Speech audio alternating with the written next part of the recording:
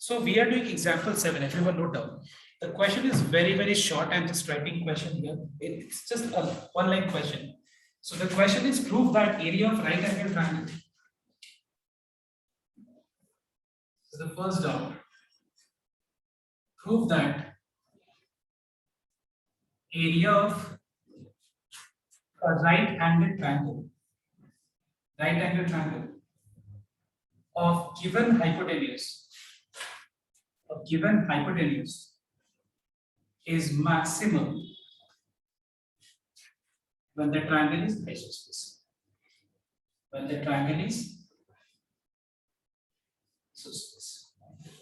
तो ध्यान रखिएगा, सबसे पहला पार्ट,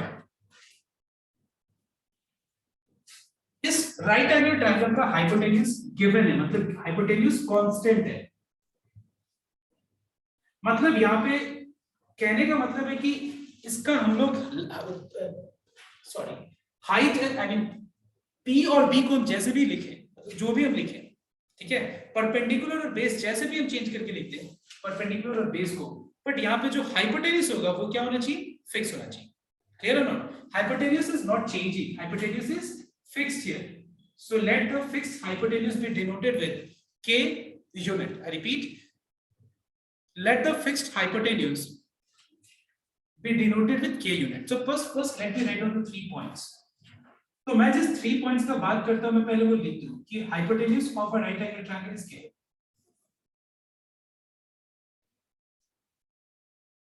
Point number 1.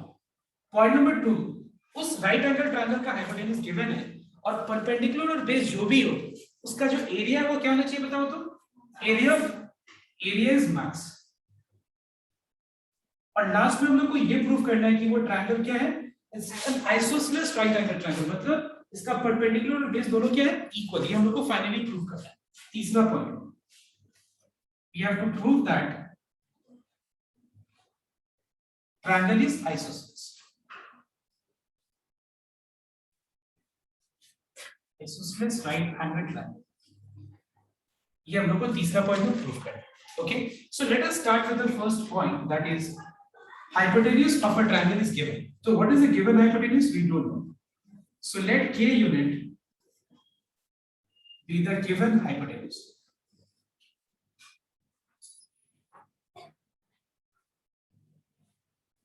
ओके, उसके बाद उसका जो हाइपोटेन्यूज कांस्टेंट है, लेकिन बाकी दो साइड्स क्या है हमको पता नहीं है। So let it be a variable x unit and y unit. उसको हम लोग एक वेरिएबल ले रहे हैं x यूनिट और y यूनिट से डिनोट करते हैं। Also x unit and y unit be the other two sides.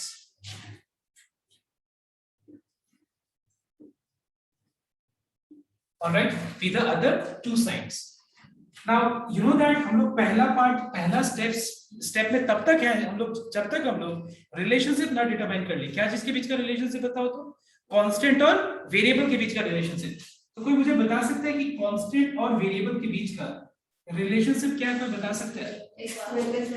Clearly हम लोग को दिख रहा है कि ये हाइपोटेन्यूज है। Hypotenuse is the longest side और 90 डिग्री के जो ऑपोजिट वाला साइड होता है दैट इज हाइपोटेन्यूज। तो ये कैसे रिलेटेड है बताओ तो, x square plus y square is equal to k square. Let me mark it as equation number 1. इसको हम लोग इक्वेशन नंबर 1 मार्क करते हैं। अब हम लोग का स्टेप 1 कंप्लीट हो गया, अब हम लोग स्टेप 2 में जा रहे हैं। स्टेप 2 में area of triangle is maximum. Let A be the area of right angle triangle. So what is the area of a right angle triangle? It is half into base into height. But यहाँ पे problem ये है कि यहाँ पे जो area जो function है वो दो वेरिएबल के टर्म्स में है। वो कौन सा दो वेरिएबल है बताओ तो, एक है y दूसरा है x।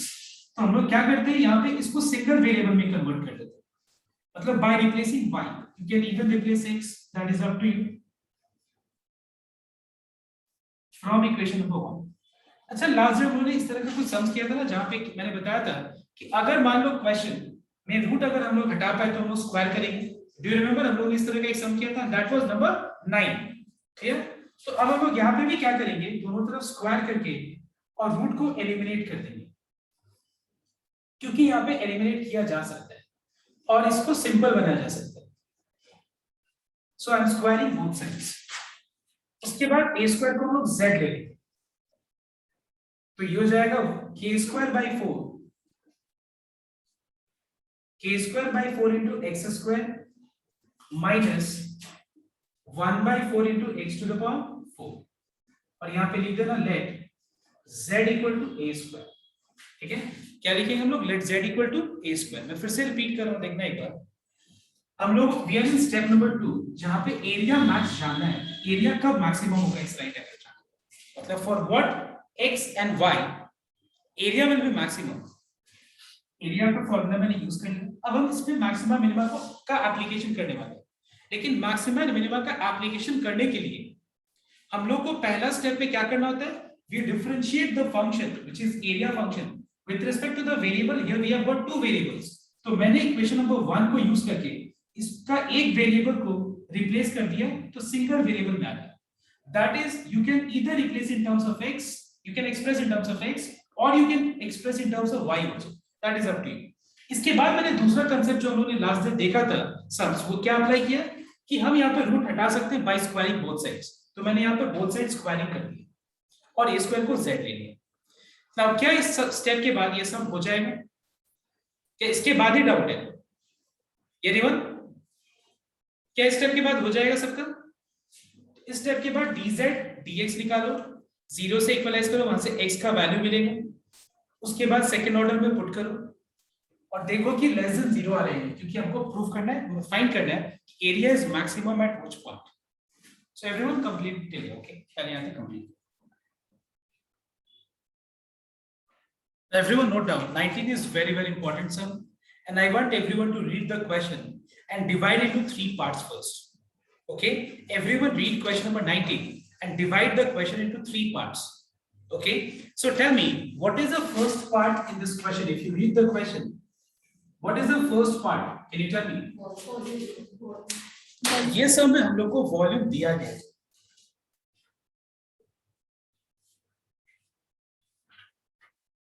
नंबर 2, हम लोग को इसका क्या मैक्सिमा या मिनिमा जानना है, बताओ तो। हम लोग को इसका कर्व सरफेस एरिया क्या जानना है? मिनिमम।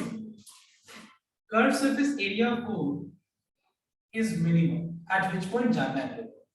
और लास्ट में हम लोग को प्रूव करना है कि height is equals to, height को मान लो h से हम डिनोट करेंगे, इक्वल्स टू √2 टाइम्स रेडियस। हम लोग को लास्ट में प्रूव करना है। ये मत सोचना कि इस कंडीशन को हम शुरुआत में ले सकते हैं, ऐसा नहीं, इसको मुझे लास्ट में तीसरे पार्ट में प्रूव करना है। तो सबसे पहले हम लोग एक कोन ड्रॉ करते हैं। Cone is a 3D figure. इस कोन का वॉल्यूम जो है वो फिक्स रहे, मतलब इसका कैपेसिटी, इसका जो वॉल्यूम है वो नहीं चेंज करेंगे। वॉल्यूम क्या होना चाहिए? फिक्स्ड होना चाहिए। लेकिन फिक्स्ड वॉल्यूम के साथ साथ मुझे क्या अचीव करना है? मुझे ये अचीव करना है कि उसका कर्व सरफेस एरिया मिनिमम कब होगा। मतलब we want to determine that CSA of this cone is minimum at which point। समझ में आया? तो मतलब अगर मान लो मुझे सपोज ये, अगर मान लो मुझे बॉटल का 1 लीटर वाला कैपेसिटी का इस तरह का बॉटल मैन्युफैक्चर करना है, तो 1 लीटर कैपेसिटी रखते हुए मैं इसका सरफेस एरिया कितना मिनिमम रख सकता हूँ। इसका सरफेस एरिया मिनिमाइज करके मैं इस तरह का 1 लीटर वाला बॉटल कैसे बना सकता हूँ। क्योंकि अगर हम सरफेस एरिया मिनिमाइज कर दे तो मेरा ही फायदा है। क्या फायदा है? कि अगर सरफेस एरिया कम होगा मतलब जो स्टील जो है ये सर, ये रिक्वायरमेंट भी कम होगा, ये रिक्वायरमेंट कम होगा मतलब मेरा कॉस्टिंग कम हो जाएगा।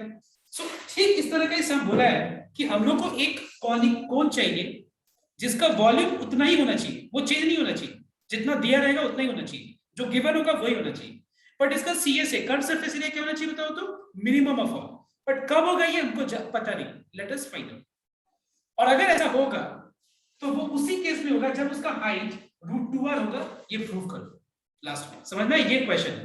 तो हम लोग क्या करेंगे देखना एक बार। सबसे पहले लेट k क्यूबिक यूनिट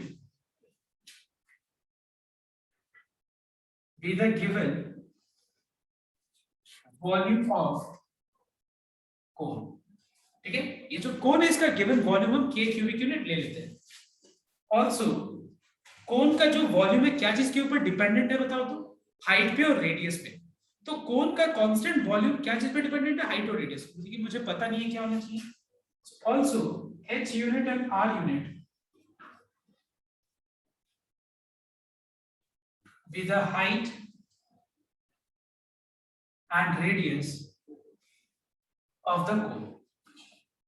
ना तुमको पता है कि पहला पार्ट हम लोग का तब तक कंप्लीट नहीं होता जब तक हम लोग रिलेशनशिप ना निकालें. किसके बीच का रिलेशनशिप? कांस्टेंट और वेरिएबल के बीच का relationship. So 1/3 pi r square h is equals to k. Let me mark it as equation number 1. इसको हम लोग इक्वेशन नंबर 1 ले लेते हैं. Second point, let's see with the curve surface area. Curve surface area का formula क्या होता है? पाई आर एल. लेकिन देखो हम लोग ने एल बोल के इस तरह का कुछ भी, एल स्लैंटेड होता है हम लोग को पता है, लेकिन यहाँ पे हम लोग ने कहीं भी एल लिखा नहीं, तो हम लोग एल के टर्म्स में यहाँ पे एक्सप्रेशन नहीं लिख सकते कर्व सरफेस एरिया का फॉर्मूला. हम लोग को क्या करना पड़ेगा? पता है हम लोगों की slant height is equals to what? Square root of, और मैंने फॉर्मूला का 2D 3D का फॉर्मूला का मैंने तुम लोग को पेज ये भी दे दिया, पीडीएफ भी शेयर कर दिया. ठीक है, तो हम l के जगह पे क्या करेंगे? Square root of h square plus r square रखते हैं. ठीक है, now let us square both sides, because इस केस में हम लोग क्या कर सकते हैं? रूट एलिमिनेट किया जा सकता है.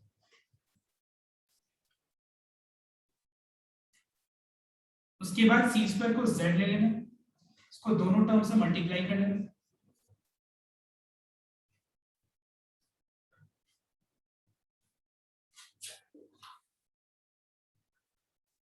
ऑलराइट, अब देखो यहाँ पे दो वेरिएबल है. क्या क्या दो वेरिएबल है? r है और h है. तो मुझे इसको सिंगल वेरिएबल में एक्सप्रेस करना पड़ेगा. You can either replace h और you can replace r square. Will be better. r square will be better because r square को अगर हम रिप्लेस करेंगे तो थोड़ा सा एक्सप्रेशन छोटा होगा, h को यहाँ लगाएंगे तो और पावर बड़ा हो जाएगा. तो हम यहाँ पे h r स्क्वायर को रिप्लेस करेंगे, तो h को भी कर सकते हैं, सब में कुछ ज्यादा खास फर्क नहीं पड़ेगा. r स्क्वायर का वैल्यू क्या होगा? 3k divided by pi h. r to the power 4 का मतलब होता है r स्क्वायर का होल स्क्वायर, और r स्क्वायर का वैल्यू क्या है? 3k by pi h.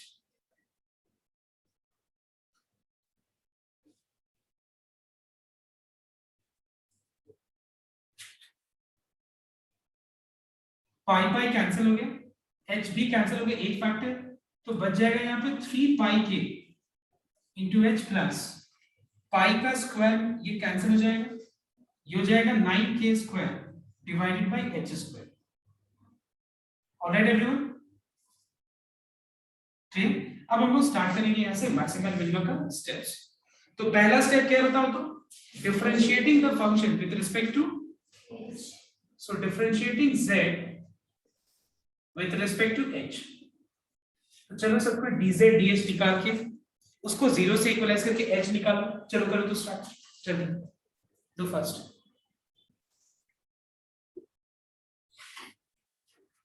So we have dz by dh. 3 pi के कांस्टेंट है तो बाहर आएगा, और ddh ऑफ h क्या हो जाएगा? 1. ये हो जाएगा 3 पाई के. 9k स्क्वायर कांस्टेंट है, बाहर आएगा, प्लस सॉरी, और 1 बाई h स्क्वायर को डिफरेंशिएट करने के लिए h टू द पावर -2 लिख के और फॉर्मूला लगाना होगा n h to the power n -1. ठीक है, मतलब -2 h टू द पावर -3 आ जाएगा. ठीक है,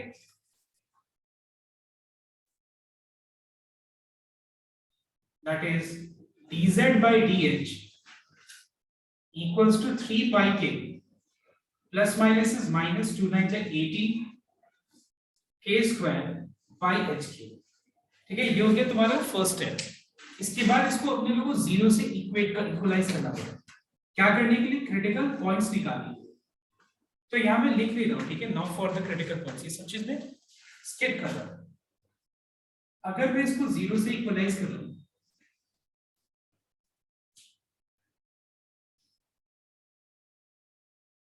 h क्यूब हो जाएगा 18k स्क्वायर बाय 3 पाई के. होगा कि नहीं? देखो तो एक, और इसका अगर हम एकदम रिड्यूस करें, सिंपलीफाई करें, तो यहाँ पे हो जाएगा तुम्हारा 3 6 18 के कैंसिल हो जाएगा, p हो जाएगा 6k by pi। तो अगर h cube 6k by pi है तो फिर h कितना हो जाएगा बताओ, 6k by pi का whole to the power 1 by 3। सीधा सा बात, ये पावर राइट में क्या तो उसका रेसिप्रोकल कर, पावर रेसिप्रोकल होता है जब भी साइन चेंज होता है, ये हो गया क्रिटिकल पॉइंट। अब ये क्रिटिकल पॉइंट क्या पॉइंट ऑफ मिनिमम है या नहीं, जानने के लिए क्या करना पड़ेगा, सेकंड ऑर्डर डेरिवेटिव जो है उसमें पुट करना पड़ेगा।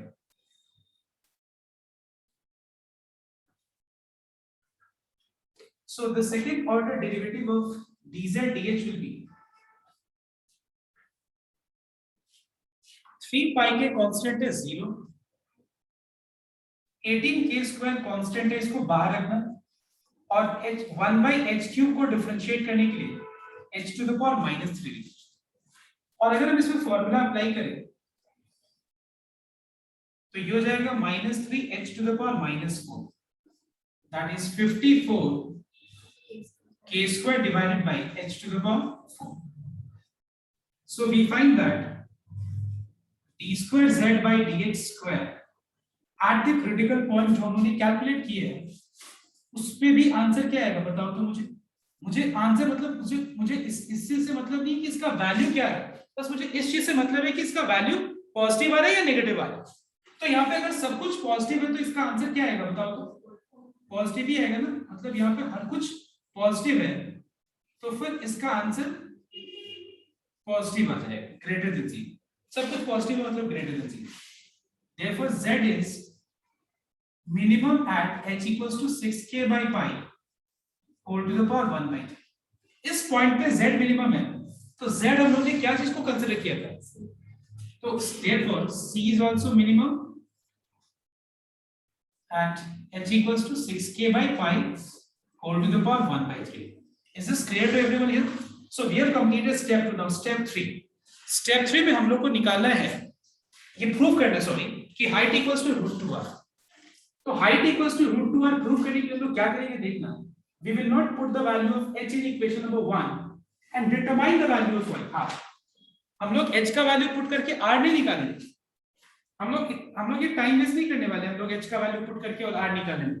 हम लोग क्या करेंगे देखना एक बार, हम लोग को इक्वेशन 1 पता है, we know 1/3 pi r square h is equal to k। हम लोग को पता है कि 1/3 pi r square h किसके बराबर है, k के बराबर है। सीधा सा बात है, हम लोग ने h लिया लेट, r लिया लेट, k लेट लिया, तीन चीज ना, h वेरिएबल है, r वेरिएबल है, k कांस्टेंट है। हम लोग को रिलेशनशिप किसका चाहिए, h r का, h k का या h और r का, क्लियरली h और r का। तो सीधा सा बात है, हम लोग क्या करेंगे, k को एलिमिनेट कर देंगे यहाँ से। Let's eliminate k instead of finding the value of r, it's better we eliminate k। तो कैसे एलिमिनेट करेंगे k, अगर मान लो h इतना है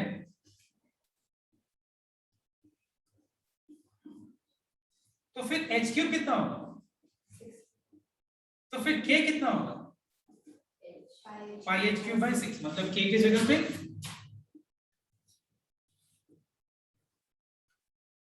pi h cube by 6 put कर दो, since h cube equal to 6k by pi हम लोग को पता है।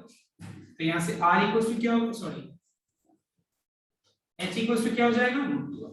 ये तो मुझे समझाना नहीं पड़ेगा, 3 2 6 5 पे कैंसिल हो गया, तो यहाँ पे 2r square equal to h square, तो h इक्वल टू क्या हो जाएगा √2r। तो लास्ट में तुम लोग क्या लिखेगा, therefore the given volume of the cone with least curved surface area has an altitude equal to √2 times the radius of the base। So these are very very important and बढ़िया सम से, ये बढ़िया level का सम है, exam में आने वाला सम है, तो इसको अच्छे से देख लो और घर में वापस इसको एक बार कर लें। क्लियर। अब हम लोग करेंगे नंबर 22। जब मैं 22 कराऊंगा तो एग्जाम्पल का 22 और 22 एक्सरसाइज का दोनों का मैं साथ में तुम लोग को पैरेलली समझाऊंगा, क्योंकि एक इसके पीछे रीजन है। ओके, एक बार तुम लोग अपने अपने ग्रुप में देखना, मैं भी फॉरवर्ड कर question. Talk about two sums which I'll be explaining you parallelly. What are those two sums? One is this one. Okay, one is this one. You have a sphere and we have to inscribe a cylinder, maximum volume of cylinder in it. Yes, you have to inscribe the maximum volume of cylinder in the sphere. The second question is, you have a sphere, in it you have to inscribe the largest cone. This 22। तब दोनों में common क्या है बताओ तो? Sphere. एक में हमको स्फीयर के अंदर कोन इंस्क्राइब करना है और दूसरा में स्फीयर के अंदर सिलेंडर इंस्क्राइब करना है। तो एक बार ध्यान से नोट करना, काफी बढ़िया सा। तो मैं पहले एक बार एक्सरसाइज का 22 एक बार मैं लिख रहा हूं, देखना है क्या। तो एक बात बताओ, इस समय हम लोग को स्फीयर के अंदर क्या इंस्क्राइब करना है बताओ तो? कोन इंस्क्राइब करना है, ठीक है। मतलब एक बात बताओ, देखो तुमको दिमाग लगाना पड़ेगा। जैसे मान लो हमको अगर ये जानना हो, जैसे let's think this way, suppose कि अगर मुझे सर्कल के अंदर, मैं तुमको बोलूं कि ये सर्कल के अंदर what is the maximum area of rectangle which can be inscribed. Circle के अंदर अगर मैं ये पूछूं तुमसे what is the maximum area of rectangle which can be inscribed, so can you tell me what is fixed, what is changing in your mind? तो तुम्हारे दिमाग में चेंज क्या हो रहा है, तुम्हारे दिमाग में फिक्स क्या है? ऑब्वियसली एक चीज तो फिक्स है ना, क्योंकि मुझे बोला है कि right rectangle is to be inscribed in a circle.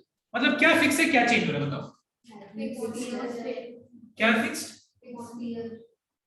मतलब यहाँ सर्कल मैंने ड्रॉ किया, मतलब फिक्स क्या बताओ तो? सर्कल है फिक्स। क्यों फिक्स है सर्कल? बिकॉज मैं ये पूछ रहा हूँ तुमसे कि what is the maximum area of rectangle which can be inscribed in a circle.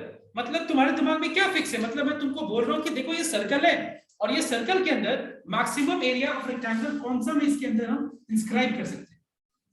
समझ में मेरी बात? What is the maximum area of rectangle which can be inscribed, तो ऑब्वियसली सर्कल फिक्स हुआ।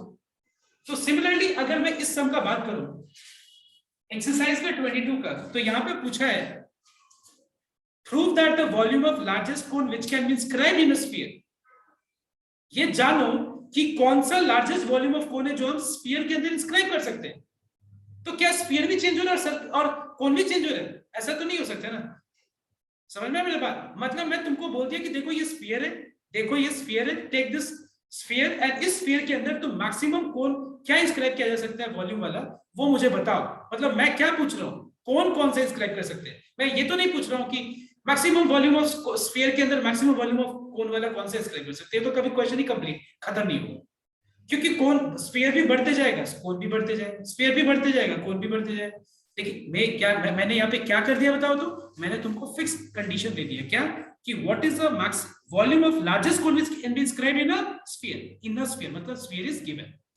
तो एक बात बताओ, स्फीयर गिवन का मतलब उस स्फीयर का क्या चीज कांस्टेंट होने से स्फीयर कांस्टेंट हो जाएगा बताओ? यस, स्फीयर का क्या कांस्टेंट होने से स्फीयर कांस्टेंट होगा? Volume, how volume? Radius, radius, absolutely correct. उसका रेडियस फिक्स कर दे तो कभी वो चेंज होगा बताओ तो? उसका अगर हम रेडियस को फिक्स कर दे, तुम लोग जो बोला ना वॉल्यूम, गलत नहीं बोल रहे, लेकिन वॉल्यूम क्योंकि क्या है कि जो स्फीयर है वो एक ही चीज के ऊपर डिपेंडेंट है, दिस इज रेडियस। तो वॉल्यूम फिक्स मतलब रेडियस भी फिक्स, रेडियस फिक्स तो वॉल्यूम भी फिक्स। You are correct. लेकिन मतलब हम इतना क्यों वॉल्यूम क्यों फिक्स लेंगे, हम डायरेक्ट रेडियस को फिक्स कर देते हैं। समझ में तो बात? मतलब रेडियस फिक्स्ड है तो मतलब स्फीयर चेंज नहीं होगा। लेकिन जैसे कि फिगर लाइक अगर हम बात करें सिलेंडर या बात करें कोन, तो वहां पे अगर हम रेडियस वॉल्यूम फिक्स कर दें तो फिक्स नहीं होगा वो। क्यों? क्योंकि with fixed volume I can increase और decrease height and radius to achieve that volume. बात समझ में मेरा बात क्या बोल रहा हूं? अगर मान लो ये परफेक्ट सिलेंडर होता तो 1 लीटर का बॉटल बनाने के लिए मैं इसका रेडियस बढ़ा के हाइट भी घटा सकता हूं, तभी भी 1 लीटर अचीव किया जा सकता है। बट स्फीयर क्या है कि एक चीज पे डिपेंडेंट है, वो है radius.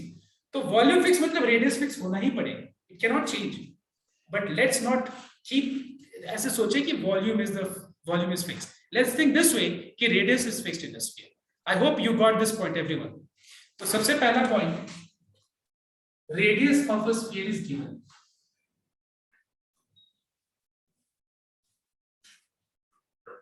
Point number 1. In it, we are inscribing a cone of largest what? Largest cone. है कि नहीं? Volume of largest cone. मतलब volume of cone is max.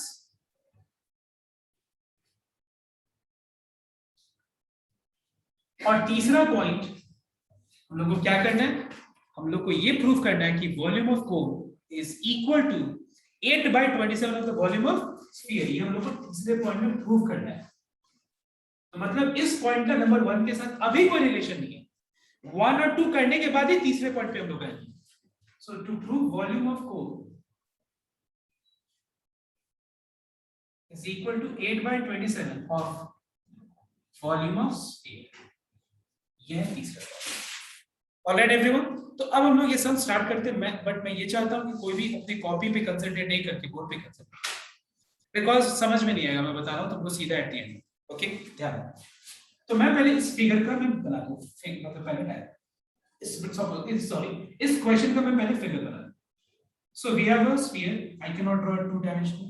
It will, तुमको अपने दिमाग में सोचना पड़ेगा कि स्फीयर है, क्योंकि सर्कल भी हम ऐसे ड्रॉ करते हैं, स्फीयर भी हम ऐसे ड्रॉ करते हैं, बट सर्कल क्या है, 2D फिगर है, मतलब प्लेन सरफेस वाला चीज है, सरफेस है।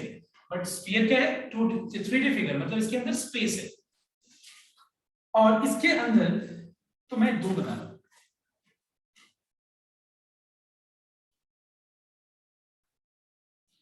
दो क्यों बना रहा हूं, देखो एक बार, एक एक्सरसाइज का 22 के लिए और एक एग्जाम्पल का 22 के लिए। मैं इसमें पाने से पहले मैं एक बार इसको कंप्लीट कर दूं, ठीक है, ध्यान है। सपोज इस कांस्टेंट स्फीयर के अंदर let k unit be the given radius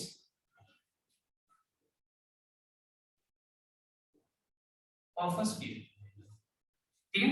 इस कांस्टेंट स्फीयर के अंदर जिसका रेडियस k यूनिट है, इसके अंदर मुझे एक largest volume of cone inscribe करना है, ठीक है। मुझे ये नहीं पता है कि लार्जेस्ट वॉल्यूम ऑफ कोन क्या होगा, exact length, sorry exact height और रेडियस क्या होगा, लेकिन इतना तो हम दिमाग में रख सकते हैं ना एक चीज, इतना तो कॉमन सेंस यूज कर सकते हैं कि जो भी स्फीयर कोन हम इंस्क्राइब करेंगे उसके अंदर कोन का टिप जो वर्टेक्स है, समझ में वो, और कोन का नीचे का जो सरफेस एरिया है, समझ में ना, नीचे का जो सरफेस एरिया है, गोला जो सर्कुलर पार्ट है, उसका जो, समझ में ना, उसका जो तुम्हारा एज पार्ट जो है वो तुम्हारा एग्जैक्टली सर्कल के इनर सरफेस से टच करना चाहिए। अगर टच नहीं करेगा, यहां तक रह जाएगा, तो तुम खुद सोचो मैक्सिमम वॉल्यूम वाला कोन हम उसके अंदर क्या वो हो सकता है, नहीं। मैक्सिमम वॉल्यूम वाला कोन होने के लिए जो स्फीयर का, सॉरी, जो कोन का जो बॉटम जो सर्कुलर पार्ट है, उसका जो आउटर एज पोर्शन जो है ना, वो, ठीक है, वो पार्ट सर्कल का इनर सरफेस को कंप्लीटली टच करेगा, समझ में ना। ये पोर्शन सर्कल के अंदर जब होगा तो ये पार्ट, ये पूरा नहीं, तो कैसे टच हो सकता है, सर्कल ऐसा होता है थोड़ी ना, ऐसा फ्लैट थोड़ी ना होता, तो उसे टच नहीं, ये वाला पार्ट टच कंप्लीटली करेगा, टिप जो है वो कंप्लीटली टच करेगा। ऑन दी अदर हैंड अगर हम देखें कि अगर हमको एक स्फीयर के अंदर सिलेंडर इंस्क्राइब करना है, वो भी मैक्सिमम वॉल्यूम वाला, क्या वाला, वो भी मैक्सिमम वॉल्यूम वाला सिलेंडर, इसके अंदर भी जब सिलेंडर हम इंस्क्राइब करेंगे, ठीक है, लेंथ ब्रेथ क्या होगा वो तो हम एग्जैक्टली नहीं बोल सकते, लेकिन इतना तो हम लोग कॉमन सेंस यूज कर सकते हैं कि ऐसा होगा, समझ में ना बात, मतलब ऐसा नहीं होगा कि हम लोग इस तरह करेंगे, इस तरह नहीं सोच सकते। I cannot think this way. Can I think this way? Maximum volume of cylinder. Can I think this way? ऊपर वाला पार्ट टच करेगा, नीचे हवा में रहेगा, सो होगा नहीं। मैक्सिमम वॉल्यूम के लिए जो ऊपर का जो पार्ट है वो, और जो बॉटम पार्ट है वो कंप्लीटली टच करना चाहिए, समझ में मेरे बात।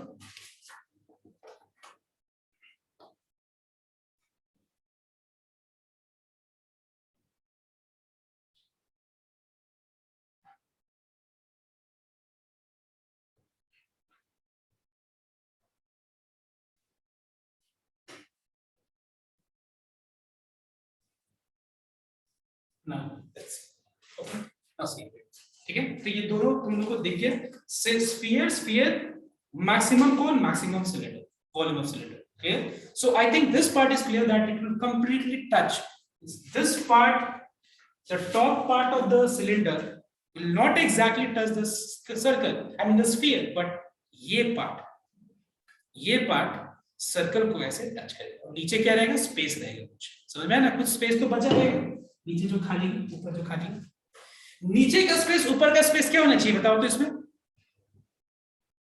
ये जो सिलेंडर का जो बॉटम और जो सर्कल के बीच का जो सरफेस है, आई एम सॉरी, स्पेस जो है, सरफेस नहीं, स्पेस, वो स्पेस और सिलेंडर और ये सर्कल के ऊपर का स्पेस इक्वल होगा या डिफरेंट होगा, सर इक्वल होगा, कॉमन सेंस यूज करो ना, इक्वल होगा, क्योंकि ये क्या है, सिलेंडर है तो डेफिनेटली, मैं यहाँ सिलेंडर यहाँ पे मत देख के बोलो तुम, ये परफेक्ट सिलेंडर नहीं दिख रहा है, बट अगर सिलेंडर जो तुम लोग प्रॉपर सिलेंडर अज्यूम करो तो ऑब्वियसली इक्वल होगा, है कि नहीं, और मैक्सिमम वॉल्यूम वाला हमको इंस्क्राइब करना, यहाँ पे ऐसा नहीं है, ये तो ऊपर का टिप है, ये कॉनिकल पार्ट और ये नीचे अलग है ट्रायंगल, ये नीचे सर्कुलर पोर्शन सर्कल, तो ये अलग है, इसमें डिफरेंस है। अब मैं ये बताना चाहता हूँ तुमको कि ये हो गया सेंटर, मतलब यहां से अगर हम कहीं भी इनर पार्ट को ज्वाइन करें तो वो क्या होगा सर्कल का, सॉरी वो क्या होगा बताओ तो, स्फीयर का रेडियस क्या है बताओ तो, k यूनिट। ओके अब देखो, अब अगर इनको रिलेट करना है कांस्टेंट को और वेरिएबल को, कांस्टेंट तो मुझे पता है दोनों में k इसका भी रेडियस k उसका भी रेडियस k, अगर मुझे रिलेट करना है तो मैं सबसे पहले एक काम करता हूं, इसमें क्लियरली एक मुझे राइट एंगल ट्रायंगल दिख रहा है,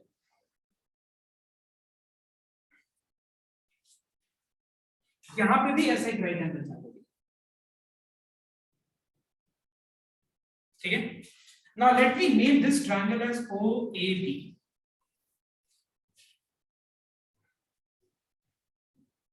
ठीक है। और ये OB, दोनों में OB सेम रहेगा या डिफरेंट रहेगा बताओ, सेम ही रहेगा, क्यों, बिकॉज तुमको पता है कि इस पॉइंट से अगर हम स्फीयर का कोई भी इनर कहीं भी किसी भी पॉइंट्स को ज्वाइन करें तो that is the radius, that is the radius of the sphere, so that will remain same in both the case, it is k unit and this is also k unit. Alright, अब जो है, जो हम cylinder inscribe करना चाहते हैं इसमें, और जो स्फीयर जो कोन इंस्क्राइब करना चाहते हैं इसके अंदर, ये कोन जो इंस्क्राइब कर रहे हैं हमको पता नहीं कि उसका हाइट क्या है, h यूनिट ले लेते हैं, और मुझे इसका रेडियस भी नहीं पता है कि कौन सा रेडियस वाला कोन को इंस्क्राइब करना है, तो उसको r यूनिट ले लेते हैं, ठीक है। इसमें कौन सा सिलेंडर, कौन सा हाइट वाला सिलेंडर इंस्क्राइब करना है, अगर वो पता ही रहता तो हम लोग सम क्यों करते, उसको हम लोग h यूनिट ले लेते हैं, और जो रेडियस वाला सिलेंडर इंस्क्राइब करना है इसके अंदर, उसका रेडियस को r यूनिट ले लेते हैं।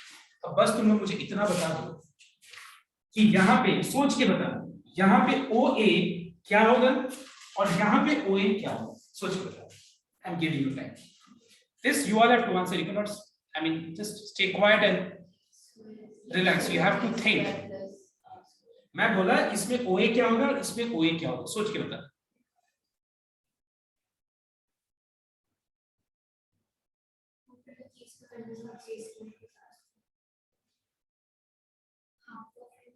किसमें, इसमें half of it, okay tell me, क्या पे कोई ट्राई करना चाहता है? Root under k square minus r square. नहीं नहीं, h क्या होगा मुझे ये बताओ, h बोल रहा हूँ, OA क्या होगा ये बताओ, इसमें OA क्या होगा ये सोच के बताओ, इट इज रॉन्ग, जो तुमने कहा वो रॉन्ग।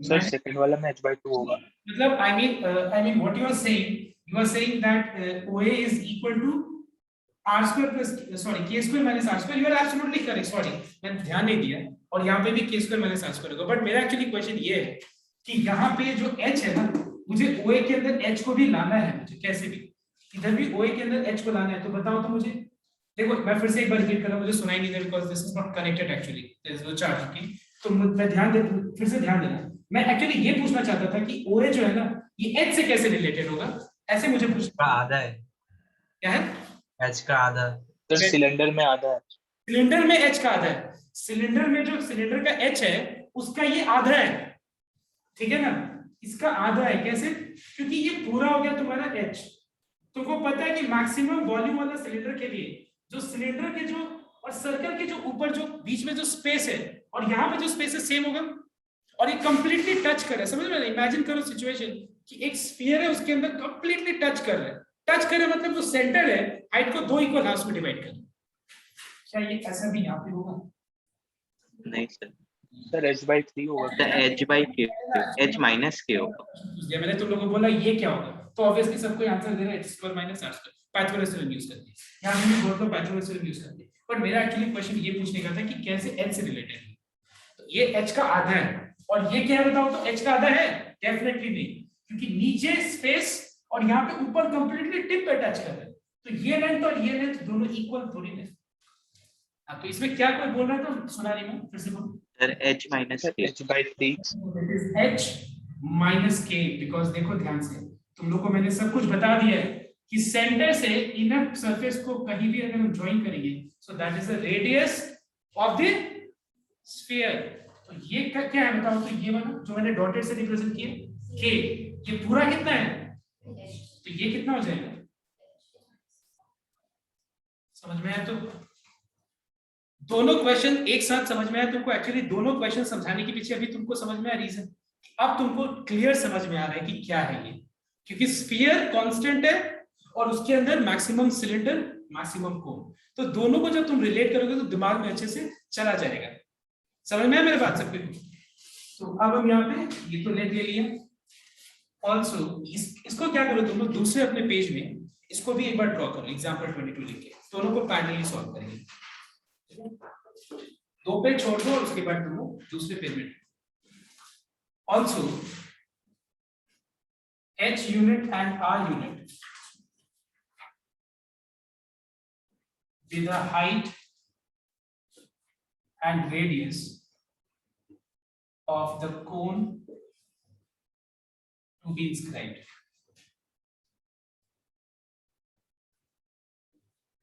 ठीक है? In triangle OAB, we know that angle OAB is equal to 90 degree. OA is equal to H minus K. OB is K unit.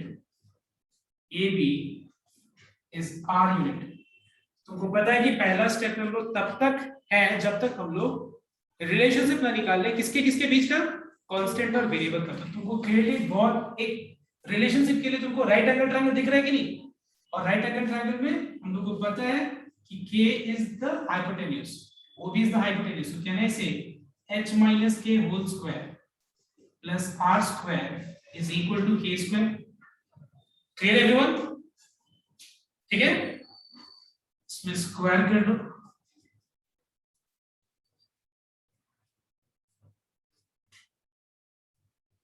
K square cancel हो गया, so we have H square minus 2HK plus R square equals to 0.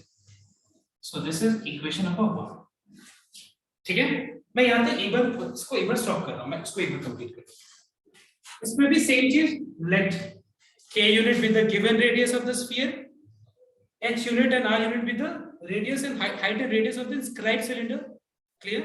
Now we need relationship. तो relationship में देखो ध्यान से, actually यहाँ पे relationship निकालने का दो तरीका है, एक मैंने जो दिखाया राइट एंगल ट्रायंगल वो, और एक और तरीका है, पहले मैं लिख देता हूँ, पहले मैं इसको लिख देता हूँ। वी नो दैट h/2 का whole square plus r square is equal to what, k square. एक तो ये हो गया, चलो ठीक है।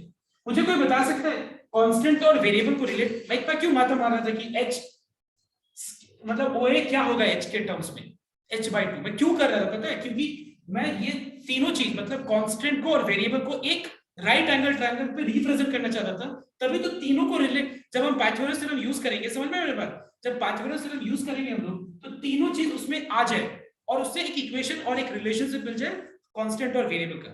नाउ मेरा क्वेश्चन ये है कि इसके अलावा भी तुम्हारे पास कोई ऑप्शन दिख रहा है, ये राइट एंगल ट्रायंगल के अलावा कुछ दिख रहा है तुमको ऑप्शन, बताओ। Yes, do you have any other option, any other ways to relate these three things? Yes, देखो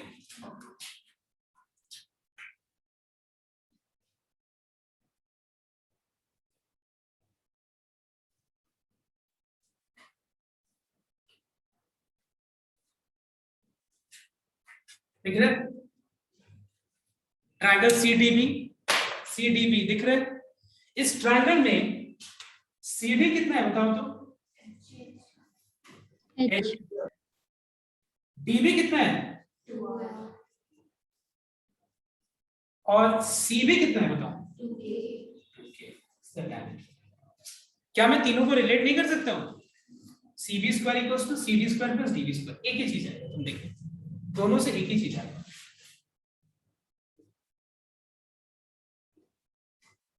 Take LCM and you simplify, you get the same thing. यही है, देख सकते हो। 2k का whole square equals to h square plus 2r का whole square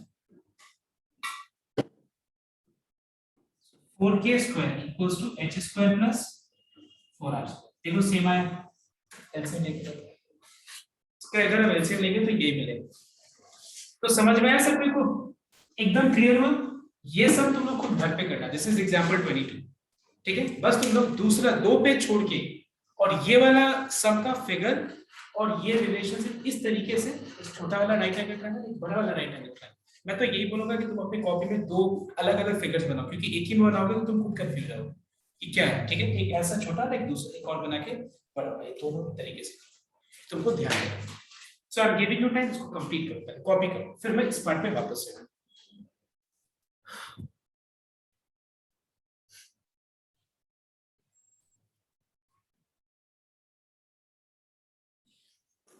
now so we have done both questions। जो major part था मैंने उसका भी बता दिया, ये तो कहीं नहीं अभी।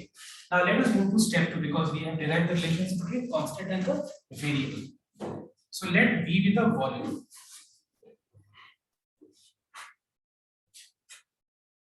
Volume of the core. उसका वॉल्यूम का फॉर्मूला क्या होता है? Is 1/3 pi r square h। लेकिन यहाँ पे 2 वेरिएबल, तो यहाँ से हम एक को रिप्लेस करेंगे। Is better I replace r square, right? r square will be better if I replace. तो ये हो गया pi by 3 h, r square हो जाएगा 2h के माइनस h स्क्वायर।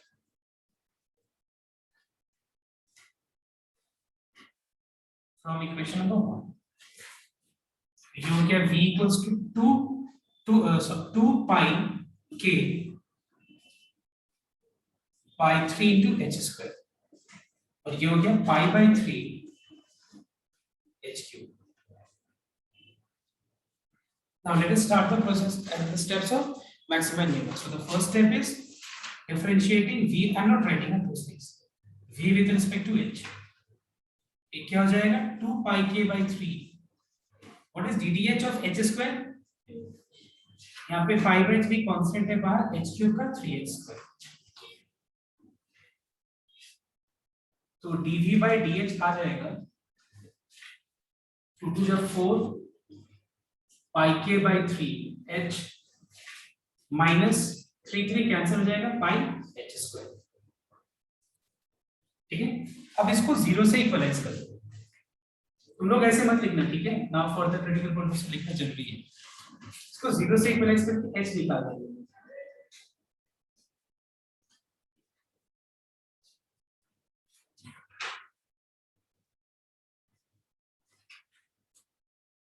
h कितना हो गया? 4k by 3। ये हो गया क्रिटिकल पॉइंट।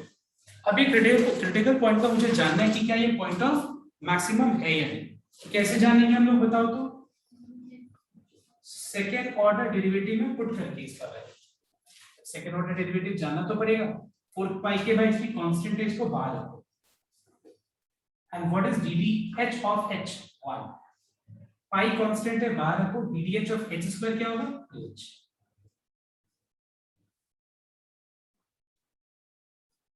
और इसमें h की जगह 4k बाय 3 पुट कर देना।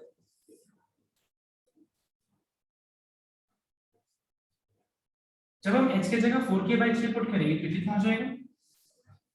8 पाई k होगा ना,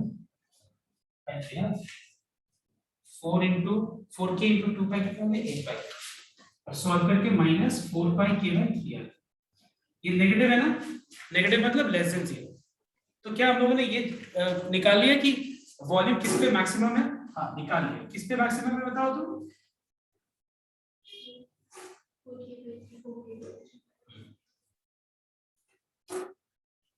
Therefore, V is maximum at h equals to 4k by 3।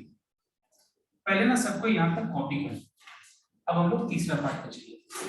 पहले यहाँ तक copy. See the last part everyone। Last part क्या है बताओ तो? प्रूव करना है कि volume of cone is 8/27 volume of sphere. तो वॉल्यूम ऑफ कोन का फॉर्मूला क्या है बताओ तो? लेकिन ये फॉर्मूला में मुझे क्या दो चीज चाहिए? रेडियस h तो पता है, लेकिन क्या हमको आर का वैल्यू पता है? लेकिन अगर हमको आर का वैल्यू निकालना तो क्या करेंगे बताओ तो? इक्वेशन 1 में पुट करेंगे। अब एक बात बताओ मुझे, ये जो आर स्क्वायर का जो वैल्यू मैंने रिप्लेस किया इन टर्म्स ऑफ एच, ये कहां से रिप्लेस किया है? ये वाला नेक्स्ट स्टेप में बताओ तो एक बात बताओ, क्या हम लोग ऐसा नहीं कर सकते कि हम लोग डायरेक्ट इसमें ये जो वॉल्यूम को हम लोग ने एच में रिड्यूस किया एच के टर्म्स में, कि इसमें पुट करके डायरेक्ट वॉल्यूम हम नहीं कर सकते इस पे कौन का? बिकॉज ये और ये सेम है। अब तुम बोलोगे सर सेम कैसे? क्योंकि यहाँ पे आर और एस दोनों चाहिए, हमको सिर्फ एच पता है। जब तुम एच पुट करोगे और आर निकालोगे तो वो कौन सा इक्वेशन है? देखो ये वाला ही तो होगा ना, इक्वेशन 1 ही तो है ना ये तो इक्वेशन 1 है। इसी में तो हम एच पुट करेंगे तो आर निकलेगा, और वही हम लोगों ने क्या किया, आर स्क्वायर को एच के टर्म में यहाँ रिड्यूस कर दिया। समझ में? तो तुम इसमें पुट करना चाहते हो तो एच का वैल्यू को पुट करके आर निकालो, या फिर इसमें। समझ में दोनों बात? So volume of cone equals to 2 pi k by 3 into h square, that is 16 k square by 9, minus pi by 3 h cube, that is 64 k cube by 27.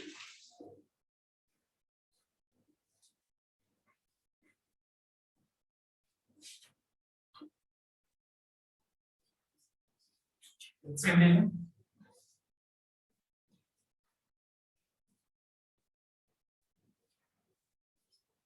इस सॉल्व करके क्या आएगा? 32 पाई के क्यूब बाय 18। अच्छा क्या प्रूफ है बताओ तो? Volume of cone equal to what? 8/27 ना वॉल्यूम ऑफ स्फीयर। एक बात बताओ, अगर रेडियस ऑफ स्फीयर k है तो वॉल्यूम ऑफ स्फीयर क्या होगा? 4/3 पाई k क्यूब होगा ना।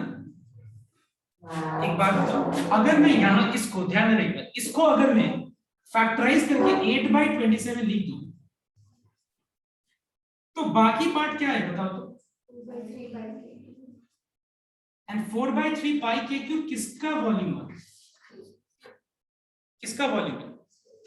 Can I say that therefore volume of sphere, sorry, cone is equal to 8/27 of volume of sphere. Hence proved. समझ में? तो एक बार एक कॉपी कर लो, और कॉपी करने के बाद जो एग्जाम्पल 22 है इसको खुद तुम लोग घर पे ट्राई कर, और आज के सम्स के बाद बहुत सारा सम्स तुम लोग से हो जाएगा, मैं तुम लोग को होमवर्क भेजूंगा। And please make sure that just by attempting once, and if you are not able to solve in one first attempt, please do not leave the sum. Try it many times, okay, and try to complete the sum, then all you will be able to do. तो आज के लिए मैं इतना रहने देता हूँ, stop करता हूँ।